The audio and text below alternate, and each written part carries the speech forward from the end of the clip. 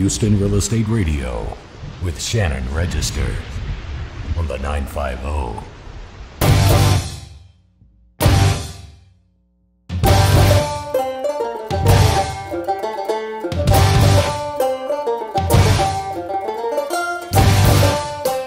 You're listening to Houston Real Estate Radio. To watch videos and find out more information, you can visit us at HoustonRealEstateRadio.com. This segment is being sponsored by The Perfect Light. They are a landscape lighting company. They can do both residential and commercial landscape lighting. They also do mosquito misting, and at Christmas time, they do lots of outdoor Christmas lights. If you have any outdoor lighting needs, give them a call. Their website is theperfectlight.com.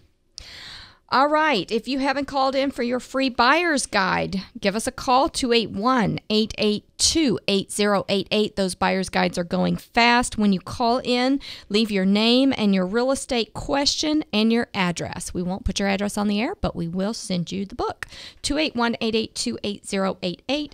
We just heard from Jesse Brewer. He is the author of Tenants Uncommon. It's a great, easy read book.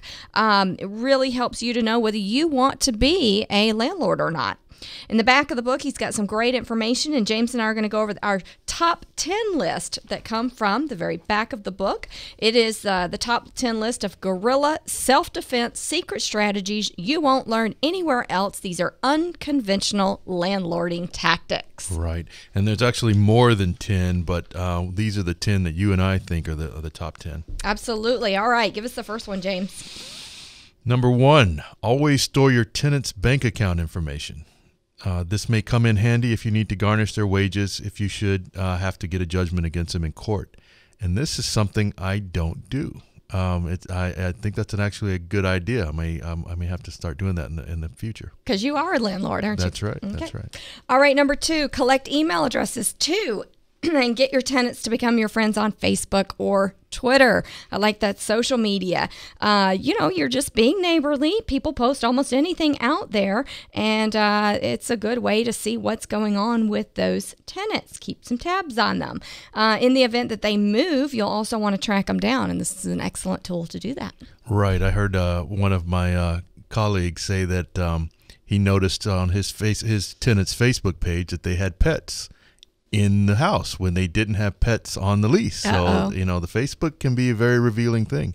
If, employers are looking on your Facebook page now, landlords should be doing it too. Absolutely. All right, number 3, be wary of tenants who seem super anxious to move in. I thought this was interesting because, as a realtor, when we find someone who wants to move in right away, the landlords love that. Right. But what they say here in the book is if you get a tenant and who tells you that they must move in within a certain amount of days after viewing your home, and that they want to pay cash up front, which I've heard that before too, that the chances are they've not paid their previous landlord and are being forced out of wherever they're currently living. And even if you check that reference and call the landlord may be willing to give them a good reference just to see the back of them. So don't necessarily trust what the landlord tells you in that case.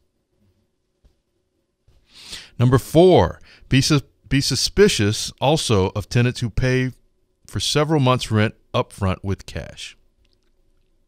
I've seen where some people will get a chunk of money from somewhere. A lot of college students, they'll get their grant money or their loan money, and they'll want to go ahead and pay 6 months of rent. So I think it depends on where you're living. If you're in a college town, sometimes it's good to get that, that lump sum of money up front. But here, I think more what they're talking about is this is like a smokescreen tactic to Well, if you pay up front and then all of a sudden that's all the money they have, they're unemployed, they've paid you 6 months, and then 6 months runs out, but you've got a 1-year lease, so they're going to freeload for the next 6 months. Right. So maybe it was like just a tax return that they got one time, and they're not going to get any more. Right. And again, you avoid this by verifying their income and verifying their employment during the application process. All right, I like the next one. Number 5, never get suckered into paying for anyone's utility bills. That's a good one. You don't want to do that ever. Yeah. And this happens a lot when they first occupy the property. A lot of times they'll tell you, oh, we're going to get the utilities turned on. We're going to get them turned on, and it may be weeks and weeks and weeks and months. And during that time, you're paying the utilities for the landlord's going to be paying those utilities. Absolutely. All right. Number 6. Number 6, if an applicant works for a doctor or a lawyer in some capacity, you may want to be very careful about renting to them. It's interesting, I have heard this before. that people in these fields are quicker to file litigation against a landlord. And I would suspect that, they may be more savvy about the law and what rights they have. And that may be the case. That's something to think about.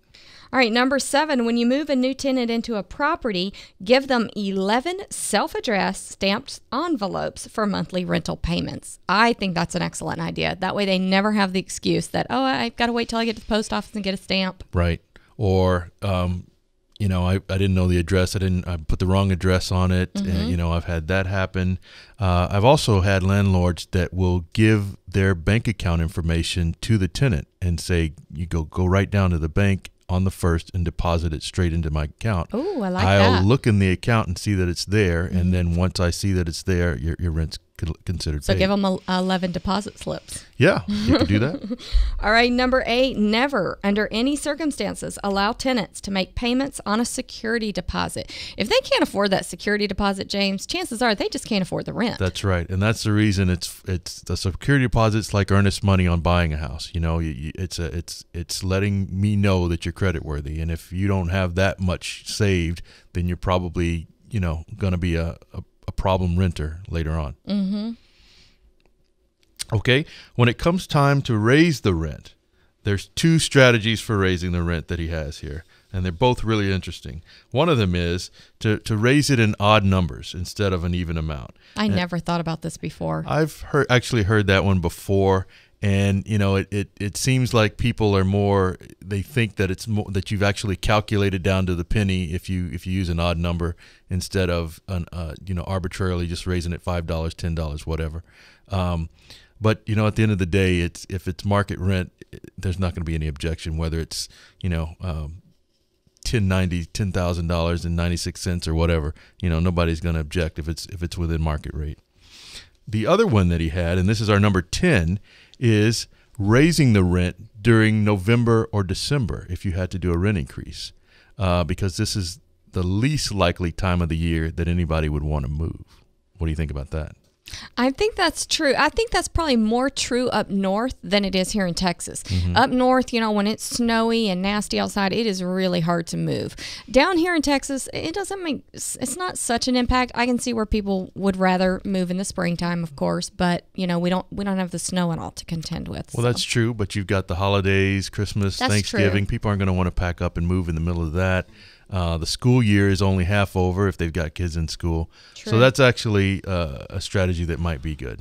Yeah, definitely a strategy to think about if you're a landlord. There are a lot of good strategies in the book, Tenants Uncommon by Jesse Brewer. And, if you are thinking about being a landlord, discuss it with your realtor. Mm-hmm. And there are a lot of decisions to make. Are you going to be with a management company? Are you going to go get the rent yourself? How are you going to do a lot of these things? So it's interesting. I have a lot of people that would be real estate investors, but they're scared of the landlording part of it. And, if use a if property it's a management company. Right, if it's a big problem for you, use a property management company. They're relatively inexpensive. I mean, for all that they do for you, and landlording is really not that hard. And it may take a few times to a few bumps to get the hang of it. But once you get in the groove, it's very easy, and it's rental income is the only income that you'll never outlive. Yeah, well, I like that. All right. Thank you for listening to Houston Real Estate Radio, where we bring you real estate news and information you can use each week. If you want to see an example of the new modern home that features multi-generational housing, we talked about that earlier in the show, you can go to our Facebook page, Facebook.com/Houston Real Estate Radio. There we'll also post these top 10 tips that we talked about for landlords. So join us there on Facebook. You can also see all the videos of today's shows and any previous shows over at Houston Real Estate Radio. And if you have a real estate question that you would like for James and I to answer on the air, give us a call this week, 281-882-8088. Join James and I next week at 1 p.m. here on Houston Real Estate Radio.